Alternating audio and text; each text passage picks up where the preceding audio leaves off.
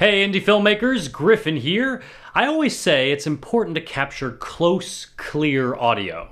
Don't believe me? Here's what the on-camera mic sounds like right now, compared to my shotgun microphone, the Azden SGM-1X. I've used this microphone for years on all my professional projects, all of my indie mogul videos, and every one of my interviews in the Sriracha documentary. I've always been really happy with it. No one has ever complained about the audio quality. But I started to wonder, when it comes to microphones, what is the difference between $170 and $700? I just picked up the Rode NTG-3, and I'm curious, is it really worth spending 4 times as much for a microphone? Out of the box, these two microphones are similar in design. Each has a diaphragm at the end of a long, slotted tube. What this means is sound waves that enter from the front travel down the tube and are picked up by the diaphragm. But sound waves that enter from the side might bounce around a couple times before being rejected by one of the slots. This is how shotgun microphones are able to focus on sound from one direction. The Rode mic feels solid. It's 20% shorter than the Azden and slightly slimmer, yet it's nearly an ounce heavier. Even after I pop in the AAA battery, the Azden weighs less. So the Azden has its own power supply and on-off switch, but the Rode doesn't. That means you'll always need phantom power for the Rode, which I'll explain in a few minutes. Each mic comes with a carrying bag and windscreen, but only the Azden comes with a shock mount. So for today's testing, I've borrowed a second Azden shock mount, which is a little bit too long to fit the Rode properly. I love the fact that the Rode mic comes with an aluminum storage tube. Because it's so solid and well protected, I felt comfortable buying a used one on eBay.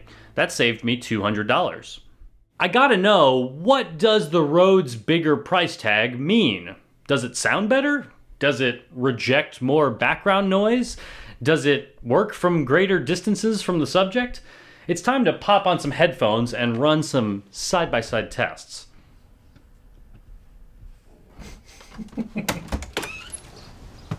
Hello. Okay, what's going on here? Hello. Okay, what's going on here? I'm recording you with 2 different microphones. Of course you are. Why wouldn't you be? Of course you are. Why wouldn't you be? I've always been completely happy with my Azden microphone, but now that I'm testing them side by side, it really does sound tinny, muffled, compared to the Rode mic. And that's because the Rode has a greater dynamic range. It has more frequencies, higher highs and lower lows.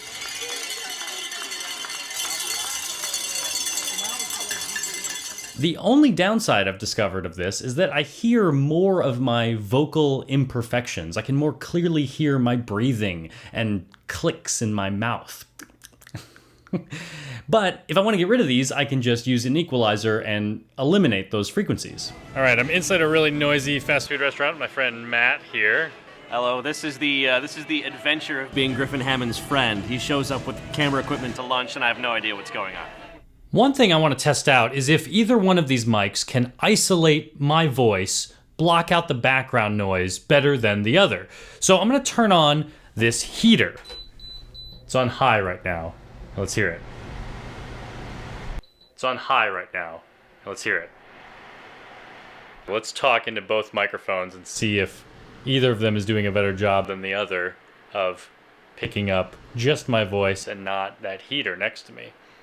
All right, so right now both my microphones are sitting here on the desk, and I'm going to move a little ways away here. Both mics, this is what they sound like at a distance. Yep, I got a mixed lightning board for you full of exciting things. The only real difference between these microphones is dynamic range. The Rode just sounds fuller, more present. But it's not a magic microphone. It doesn't make noise disappear. It still needs to be close to the subject to sound good.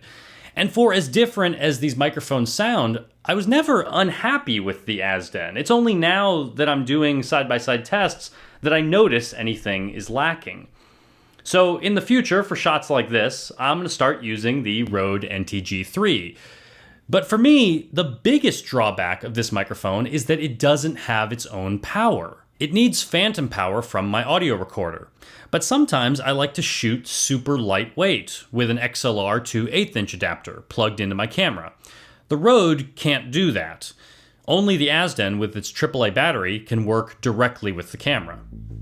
Let me know in the comments what microphone you use, and if you're happy with it.